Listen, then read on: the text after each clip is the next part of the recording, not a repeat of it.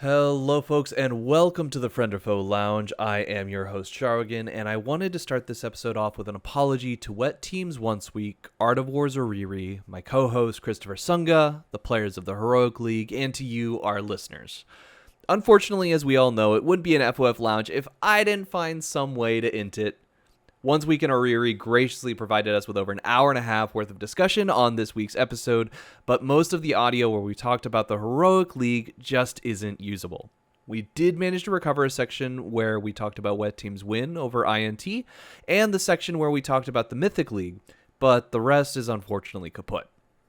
With that being said, though, I'd like to thank you for tuning into this week's episode of The Lounge, and I'd like to kick things off with the last line before the audio became totally unusable, and then we'll hop right into the rest of the recovered audio.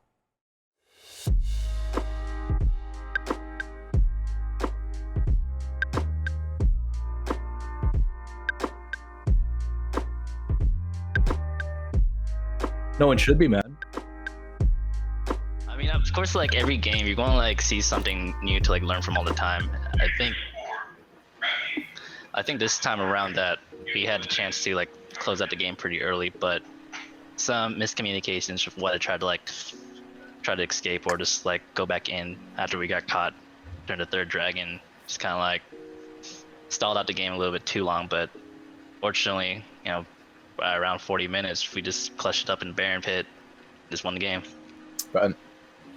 But yeah, that was a dramatic game. Did you guys watch it? Oriri and Sharogen. Did you guys watch it? For me, right? I was watching that game, and that game got me so hyped. I got so hyped that by the time my game started, I was post-hype. I was like, oh shit, I gotta get re-hyped now. Yeah, that's like the worst. That's literally the worst. Like playing right after such a hype game, you're like, I don't even want to think about my game right now. Yeah. I literally like got out of my chair. I was fucking like jumping up and down. I'm sad that like we didn't get the first dub off of it. Sure. But still, like, if they had their full roster, I could say it beat their full roster first. But Yeah. Sharogen, thoughts on Wet INT? Thoughts on the Wet versus INT game? I thought it was a really exciting game. Like there was a fight around Dragon Pit that I was like, oh my god, Wet just completely blasted them out of the pit. Why is Hecarim still chasing? No, don't go into the oh my god. It just all got really bad. Yeah. But luckily they were able to get out, had a couple of flashes available, so good for y'all. Mm-hmm. But there were a few moments. Let's go to Mythic. Why don't we? Talk a lot about Heroic, but Mythic did just happen. Kind of fresh off our minds. It happened for us in our recording time. It happened for us yesterday. But we can go down the list. Blue Bayou Zoo, it's first one on the list. 1-1, I believe, this week. Thoughts on Blue Bayou Zoo? They went 1-1. For BBZ, I think they have a potential to be the number one team in the league. No, Yeah. not even like I think they can beat any team in this league. I even said they were gonna upset SLR, which they did, thankfully. And I think the biggest issue with the team in general is it looks like, I don't know if it's them just miscommunicating, but it seems like they want to do different things. But once you get past 15 minutes, they seem to be really concise. They glue together. I don't know the word for it. They Sure. glue together and are able to make plays, and they've been pretty much in every game that they've been a part of, besides I think their first one. I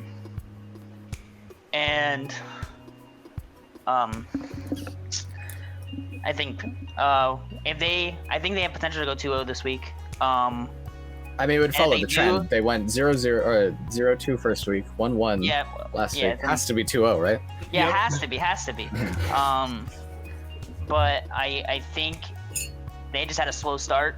They did also have an unexpected first week. Like, I think Eek overperformed that day specifically for a new team, and then BBZ underperformed.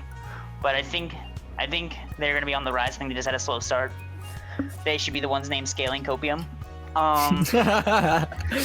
Yeah. And please bring back the Croc logo, please. Please. I will mention this every time I mention BBZ. Please bring the Croc logo. That's the all. crocodile logo, my god. Throwback. Yeah. Any other thoughts on BPZ? I kind of feel the same way. It's one of those things where I feel like that's a team that's going to be volatile, to describe it, because I know that the personalities on there Yeah. are very, very That too. strong.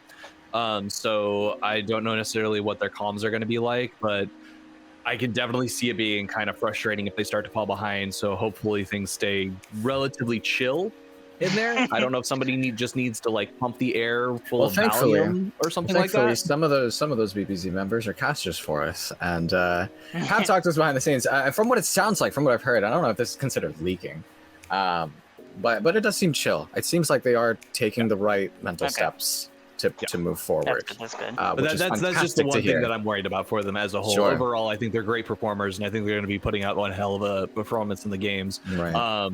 And I do kind of expect them to go 2-2 this or 2-0 this week. 2-0. Just Yeah. looking at the matches that they have ahead of them. No. So yeah, it's Fat like Pikachu and Yubi. Yeah, you're saying 2-0 to a Yubi game? I'm It's been a saying while, my Yubi. friend. I think if anybody's going to take down Yubi, they got taken down by Rex really hard. TD, not Rex. TD. Yeah. My- No, Rex lost. Oh no, Rex lost to Yubi. It was TD who took them down. Yeah, TD pummeled Yubi. this last week. I do for my match predictions. I do have BBZ going 2-0. So Wow.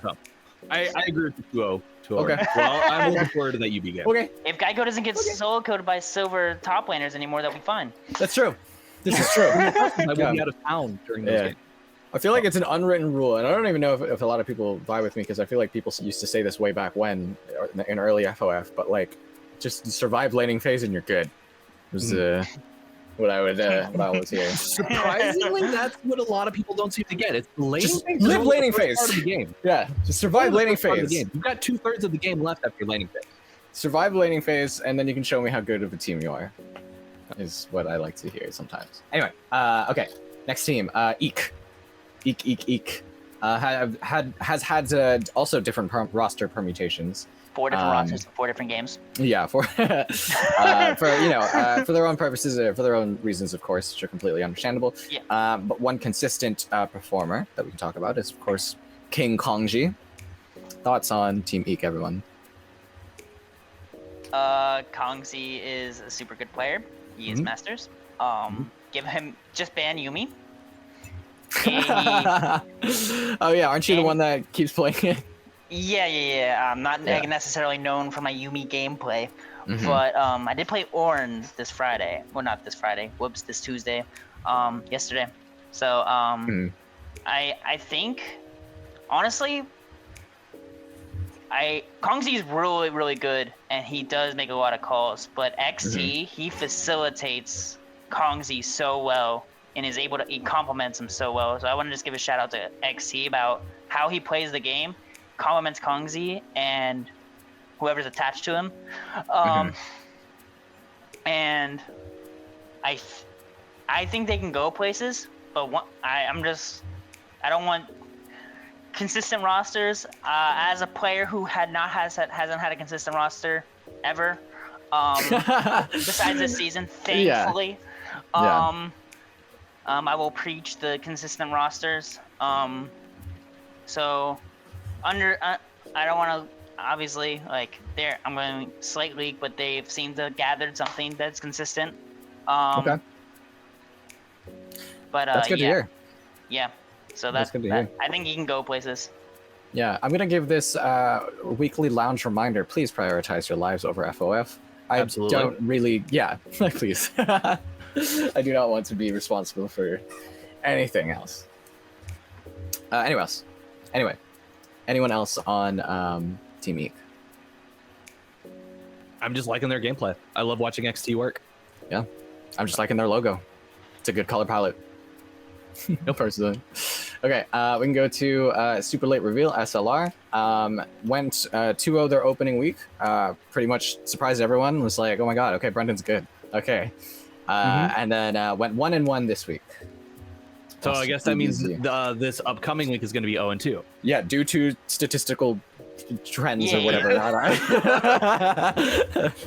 Thoughts on SLR? Fang has performed incredibly well in the jungle. I think the top lane committee has been really, really well too, with Orphic and Anti.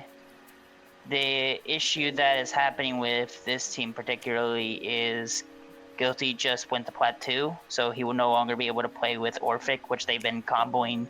Pyram was supposed to play with Anti, and then Guilty was supposed to play with Orphic. But I see. Yeah. Okay. Due to point values, right? Sure. Understood. Okay. But Guilty getting Plat 2 has upped his point value to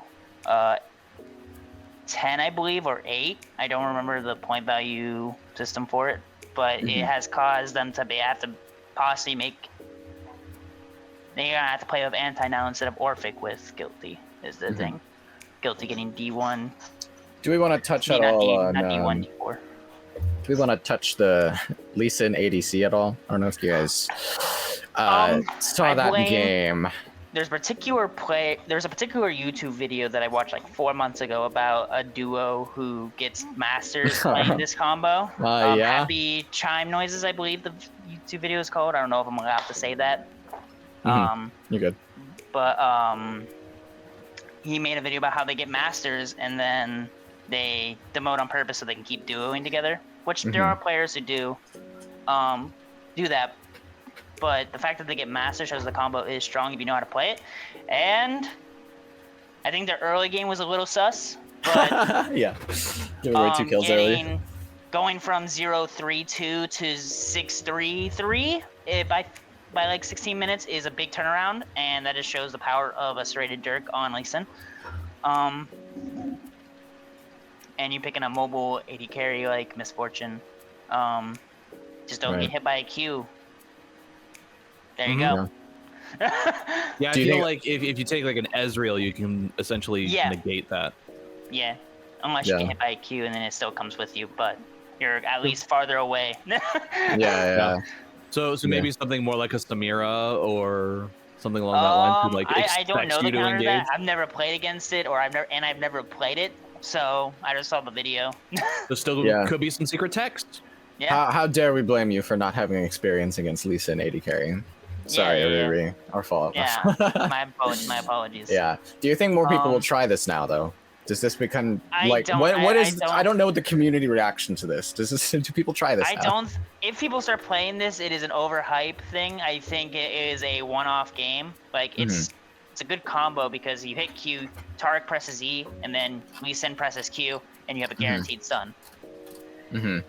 OnceWeak, I can see your face. How with the smirk? Well, I'm smirking because like I was the referee yesterday, and they're like low key funny as hell. Like the way they comb is not like, hey, I want to go here. I kind of want you guys to like slow push or whatnot. It's like, no, I'm gonna go here. I want to fuck these guys up. You guys better follow up, or I'm fucking like DCing. That's funny. So wait, do we need to report that to HR? What HR, dude? just tell Irena. She's the HR of the league, I guess. Okay. Yeah. Yeah. She's communicating. These guys are funny. I think they're pretty good, but I can only really judge them based on how they comp each other. I don't know if they're throwing out insults because they're laughing at each other too, but. Yeah, I think it's their humor for sure. I think it's like it's a group of people who've known each other for so long that they know like each other's limits and they know what they can talk to each other about. So it's kind of one of those groups. Yeah. Where if anybody hears it that is not on the in, would think that it's a toxic group of people. Yeah. Right. The people on the inside know what's up. One thing you got to mention is Guilty performing incredibly well in. Of course. Mythic being top of the leaderboard was the first league having a 23 KDA, which is absolutely insane for the first week. But let's see if that got updated. It looks like people are updating this. No, they haven't updated it yet. Yeah. But I think SLR was definitely on a rise. I definitely underestimated them in my first power rankings, but I didn't know what to make of them. Yeah, I didn't know what to make of it either. I had no clue. Especially with Fang. So I know Laru's good. I know Tef's good. I know Fang's good, but I did not know how well he's gonna convert over to 80 to jungle. Literally, my only experience with Fang competing was he dropped out after like 5 games. So it's like literally, I have no clue, zero clue. Yeah. Yeah. But they've performed incredibly well. Just play the volley bear, you win games apparently. Volibear still stupid strong. Like just as a general Seems champion, like his kid is just really good. I mean, he's dropped off in competitive play, in general. But I think in this, I think Volibear is still overhyped, even in this league particularly. But it is still a confirmed stun. He does damage. He's pretty tanky. And you have multiple build paths. When you go AP, you can go AD, you can go tank. Like you have a whole bunch of options with Volibear. I think that's really why he's so strong, is because he has those multiple build path options that you can kind of take advantage of that, and there are things you can anticipate, and then just the fact that he can turn off turrets for a couple of seconds, it's low-key just dumb. Dive 101. I mean, turrets don't really do anything anyway, but... Okay, next up on the list is Fat Pikachu. Still 0-4, winless currently. But they had some shining moments. Like even in some of their losses, the games were like they were ahead in like one or two of them. I can't remember. I think their bot lane has overperformed. Yeah. That I thought they would. They played actually pretty well, even with the sus positionings of both of them. But they still have overperformed my expectations. Sadobu, who has actually underperformed what I thought he was going to do. He was my player to watch before the season started. But he's done stuff, but he hasn't done anything. But I think that's just champ pool. Like he hasn't done anything explosive like I thought he would. Even when he got his Orianna, like he didn't feel explosive against Street Smurf. And I thought if you get your one trick, like I expect something to happen, even against a team, right? Do-Yon. He has been incredible. He's kind of the reason why a lot of them have stayed in games. He has made a lot of plays around the map. He's where he needs to be a lot of the time, even when I don't think he should be there. Like, he magically knows that there's gonna be a dive happening top lane. Predictions, maybe, I don't know, maybe he got lucky, but he's also, I don't know his rank. Is that D1? D1, he's D1. Okay. Is that just D1 diff? I don't know. Maybe I'm just a hard stuck plat 4 player. But Stormbleeze, I think he's been playing about where I thought he would. He has made some plays. He's also not made a play. Right. I did rate this team to be the Pantheon. Yeah, the Pantheon was super fun to watch. Yeah. And he's a Pantheon one trick. So he's. I can't say this team's not trying or not doing anything, because they are, and they're making plays. I just don't know when will making the play actually go in their favor. A lot of their plays, I feel like it's just like the 2 autos away from turning. But I'm still super excited for the copyright team. The thin cannons. Yeah, I haven't gotten struck by any copyrights yet, so I think I'm good. I think I'm in the clear. Yeah. Hopefully. Fingers crossed. Yeah. Fingers crossed. Yeah. But I'm still super excited to see this team play. I still like Sundobu and Do-Yon combo, and I hope that they are able to make this work. Like, I also have them getting their first win this week. I'm with you. Okay, up next on the list, Rex Regalis, who had their final super finals match against against UB the other week. They ended up losing that one, but me personally, I'm more excited for the rematch, because that's where usually that's when it matters. The rivalries matter, right? But this week they had a dramatic loss against TDE, where it just kind of looks like TDE is looking just better. And they had a dramatic win against Blue Bayou Zoo. Thoughts on Rex Regalis, everyone?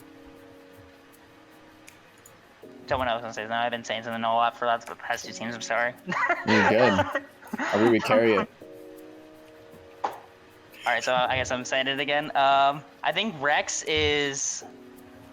Everyone knows this. They're a super smart bunch of players. A lot of them are casters. And I think with that, I think they just got outplayed mechanically versus TD. Mm-hmm. I think that is literally what happened. I even said that in my match predictions the week before. I was like, the only way they lose is that they get outplayed by Antunes and Leaves. And that happened. And that's literally what happened. And I think this week, I think I have them going. Hold on, who do they face? Up next, they're going to be playing SLR and Eek. I have them going 2-0 this week. And I think, particularly with their losses, I don't think they're going to just instantly, like, we're out. They're not going to be that kind of team, thankfully. And they'll just look at what they lost to, because I think SLR is very, very similar to TD in how they play. Mm-hmm. They look to skirmish a lot early, get ahead, win game. And I feel like Rex will know that, and they'll look to counter that. For me personally, it's the Smacks show for me. Smacks has been performing excellently. I believe last game I remember was the Zyra game, where I don't know if you saw damage charts after the game, but Smacks had most damage, wasn't it? I think so. Yeah, I think he was second highest. Or second highest, I couldn't remember. I don't know. He had a lot of damage and just in an FOF game as a support. My favorite game with Smacks was Bard game. Yeah, the Bard game was crazy. Yeah, his ults were on point. I want to play Bard, but my team has not approved it yet. It is not approved yet. I get you. But I'm excited for Rex. I think they'll go places. I think they are easily top 4, possibly top 2 team in the league. Mm-hmm. We just gotta see how they play against these early game teams, because that's what the teams they've lost to, really, besides UB. Mm-hmm. UB's a scaling team, but I think even then they lost to UB early, and that's what he snowballed out of control and got the dub that way. Yeah, that's fair. Okay, moving down to Stonks Rising, trickle down economics. We can go by a little faster since we're running a little bit short on time. But TD had 2-0 week, took down Rex Regales, and then the first team in a very long time to take down Universal Basic Income. Thoughts on TD? Oh, they're terrifying. That game against UB was like, what is going on? I put them top of my list.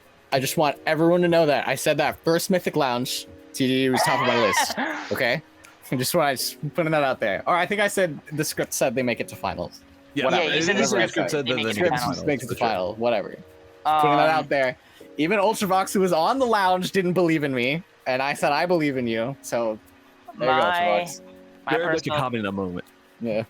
My personal opinion about TD is I was expecting them to get better over the season, but I wasn't expecting them to 2-0 this week at all.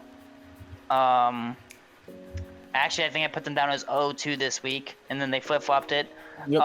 Sorry for the disrespect, TD. I know we had some hard feelings, but I apologize. I think they're going to 2-0 next week. I think they have a high chance of 2-0. I think the first week was they won one, lost one, and when their loss was they just seemed they didn't get an early lead.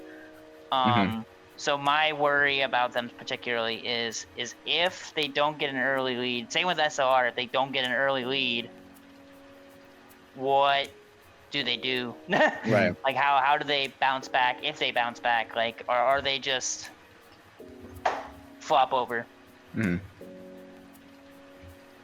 Yeah. That's the only thing I'm worried about. But mechanics are on point. Yeah. The opposite of Rex. Mr. OnceWeak, what do you think of scaling?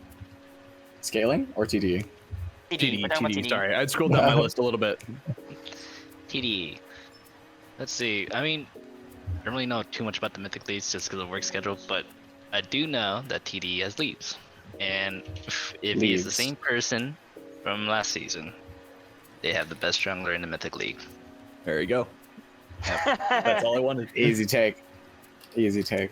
I'm with I you. think I have him number 2 in Ooh. my jungle power rankings. Did you Who put do you have yourself first? ahead of him?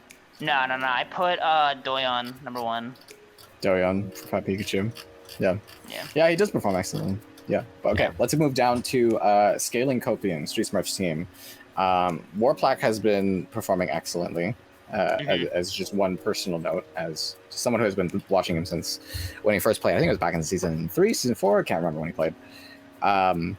But up next, who they played this past week's Fat Pikachu, 1-0 win, and then they had a loss to SLR.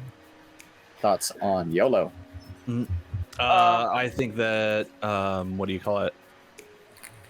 TDE is going to be the one to break their 1-1 streak.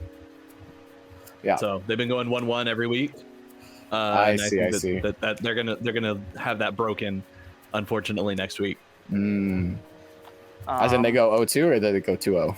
I think they're gonna go 0-2. Oh, okay. I think UB's gonna put up one hell of a fight, and it's gonna be like a kick to the teeth. My particular performing worry great, about Scaling Copium. I mean, Friendly Voiding has performed way above, but I think fantastically. I think their top jungle, those two. I mean, obviously it's a rank thing, right? They're at 65 points. Because they can't make any of those changes, so they're relying a lot on those 3 players to carry them. In the wins, that is what's happened, right? But in their losses, it's not even on the top jungle. I think top jungle duo has been formed relatively fine, but they're not the carries of the team, right? Exactly. We looked at the team, we knew who the carries were, right? So I'm putting a lot of emphasis on Street Smurf, on Thug Smoke to be the carries, and Warplaque to be able to assist in Bloon 21s. Yeah. I think that fortunately Ivern, for Scaling Copium, they've got a roster that has a very clear path to victory, a very clear win condition, and because they have such a clear win condition, it's exploitable. To where you can kind of focus on shutting down that bot lane. Because, like you said, as good as Friendly Voidling and Bloon 21 have performed, they haven't been given the opportunity to really kind of showcase how well they could carry in this league. And unfortunately, there's a lot of teams that just have that 5v5s experience that I think is making the biggest impact and the biggest difference and keeping them from being able to super hard carry games. I think they're a little more flexible than, let's say if we look at Eek, right, compared to Scaling Copium. Eek's carry is one player with a facilitator, right, with XT. They don't have a facilitator, they just have 2 carries. And Warplaque, you can consider him a facilitator, but he's a support. So supports aren't usually big facilitators, usually they're peeling and stuff like that, but they can be, obviously. But, it's... My worry is, can they help the jungle out enough, specifically Warplaque, to bring up Bloon 21 to because I think Bloon 21 has performed incredibly well, for what he's up against, right? Facing Leaves, facing any of the jungles, like literally any of the jungle. All the jungles are super hard to, you can't really. It was super hard to make the jungle ratings this week. Like I was crying. I was like, I don't know who I'm gonna put 1. I ended up tiering them up 1 through tier 1. Who do I think's better? And I was just like, I can't tier them up, so I just had to. And I think if they can figure out a way to enable Bloon 21 to make the plays that he needs to, because he played I think 2 Ivern games, which is good on you. We love Ivern. Everybody loves Ivern, especially carries. But but one thing Ivern lacks in getting is objectives, and that's where their wins they are able to get them, and their losses they can't get them. So that's my point. Sorry for taking up a lot of time. No, dude. Wow. You're our guest, man. How dare you speak so much? What? But the final team that we're going to talk about before we wrap things up is, of course, Universal Basic Income Staple Team. I'm going to ask you guys the same question that I asked about in the trees. Do you bump them down in power rankings based off one loss? Based off of this loss. TD. Mm-hmm. I don't bump them This one's down. a little different because it's like early in the season. Yeah, it's INT, early. It's yeah. early in the season. But my worry about UB, same thing worry about Rex too, right? Is these early game skirmishing teams like SLR Right. and TDE, can they deal with the aggression? And UB was not able to deal with TDE's aggression. Mm-hmm. Because if you play UB's game, they'll win, right? They've proved that in the past 4 seasons, 3, 4, 5, yeah. Even like in their wins previously, like everyone's played their game, and UB's been like, "We're fine with you playing our game. We'll just play our game better." Mm-hmm. And TD's like, "Not on my watch. We're playing my game and my game only." We're playing I think TDE Mortal goes Kombat. up for sure. Yeah, I shot up TDE. I think I placed them 4th last time. I mean, I don't remember. It was a bit ago, and I don't have it up right now. I think it was 4th or 5th, maybe even 6th. I shot them up to top 3. So, but it's still early in the season. It's hard to. Well, Yeah, I it is said hard week to 4 say. week 4 is when everything will start stabilizing in my power rankings. Well, yeah, that's usually the pattern, I feel like, from every Yeah. season. So I feel like if you ever look at like the first week's power rankings of every season and how freaking wrong it is compared to like what the end result is, like, I mean, you know, it's just Accurate. Yeah. But yeah. But I think UB is still performing well. Besides their one game, obviously. Do you say 2-0 next week? They have who they YOLO and BBZ. I actually have them losing a game this week. Okay. I would not say who. I will leave that for the Connect. Okay. Okay. Sounds good. All right. Well, OnceWeek, Oriri, thank you guys so much for joining us on the lounge. Thank you for having a conversation with us. It's nice to hear from the players. It really is. Any final words? Any shout outs? Anything you want to say to those listeners? I'm coming for Int. That's all I have to say. Yeah, we have a lot of Art of War content this week on my calendar. Apparently. Yeah, a lot of Art of War content. It matches with the Frienderful theming, so I guess that's kind of part of it. Yeah. Yeah. But yeah, I mean, with the forfeit and then with the rivalry of I sparked. Right. Yeah, that's bound to happen. Okay, Just have it INT. to be in 1 week. Art of War is coming for you. OnceWeek. Final words Final words. before I kill you. I'm just kidding. Before I kill you. Shoot. Wow, I made it. I'm on FOF. Yeah. Nah, but thank you for having me on the show. And Oriri, I'll see you next time for sure. Hopefully this next game will be closer. Hell yeah. Hell yeah. All right, Sharogen, wrap it up. All right, guys, gals, and other pals, thank you so much for joining us on this edition of the Frienderful Lounge. We greatly appreciate having you here. We want to do a quick shout out to our sponsors, Logitech Gaming, the Academy of Art, and Adobe Creative Cloud. We greatly appreciate all the support that you've given us for those charity pools that we've been able to donate for each of these tournaments. That's been absolutely fantastic. And remember, players, to catch the Mythic Leagues Mondays and Tuesdays at 4:30 Pacific time, and the Heroic Leagues Tuesdays and Thursdays at 4:30 Pacific time as well on our twitch.tv/FOFesports.com. That is currently where we're doing the streaming there. And feel free to stop by our website, FOFesports.com, where we've got some pretty cool merchandise. We've got some nice hoodies and whatnot. Got some cool pins that you can still get. Although I think some of the stuff started to sell out. I know the t-shirts are gone. The ghost shirts and the FOF hoodies are sold out. The pins, I have a crate of pins, let me tell you. So we're good on pins. Those pins are nice. I have got them actually attached to my PC because it's got like a metal mesh section, so I was able to like stick the pins in there. Heck yeah. on the edge. Represent. I may post it on the FOF Discord. I don't know if I want to advertise. You It's know, on your Instagram, man. Your Instagram, yeah. You've never posted. You haven't posted on Instagram in so long. This is gonna be a whole I finally rant. posted a picture of my beard shave because I trimmed Oh, my you beard did. up a little Yeah. bit. I cleaned it did. up a little bit. So You I guys still finally use posted a picture of Instagram? it.